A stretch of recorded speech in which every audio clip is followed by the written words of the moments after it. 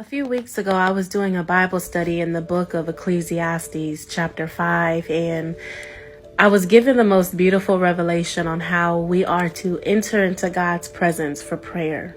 Ecclesiastes 5 verse 1 says, "Keep thy foot," that means come correct, "when you enter into the house of God, and be more ready to hear than to give the sacrifice of fools. For they don't consider that what they do is evil. Do not be rash with thy mouth, and do not let your heart be hasty to utter anything before God. For God is in heaven, and you are upon the earth. Therefore, let your words be few."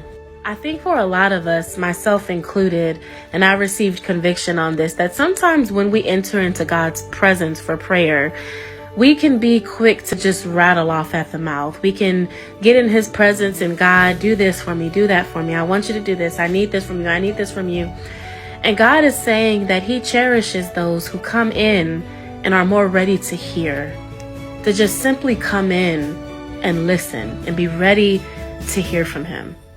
And then in verse 2, he says, "Do not be rash with your mouth."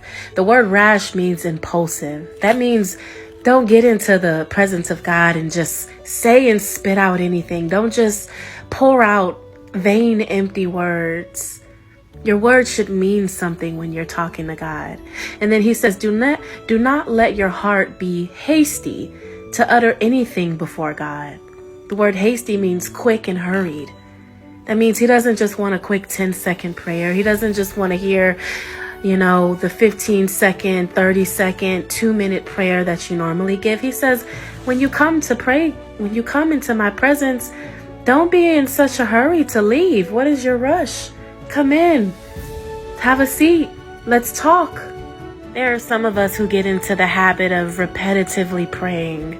We come to God with the same prayers. We say the same things that we've always prayed for the past 2 years, and we lose faith behind those words. They don't hold any true value. But having repetitive prayers is not having relationship with the Father. And then in verse 3, he goes on to say, "A dream comes through the multitude of business, but a fool's voice is known by multitude of words." God is saying, I don't need you to always have something to say. I don't need you to always have words coming out of your mouth. It's okay if you just come in. I value the fact that you come in and you're just ready to hear. You just listen. And the good thing is, even if you don't know how to pray, this is a great place to start, to simply sit in God's presence and be ready to hear.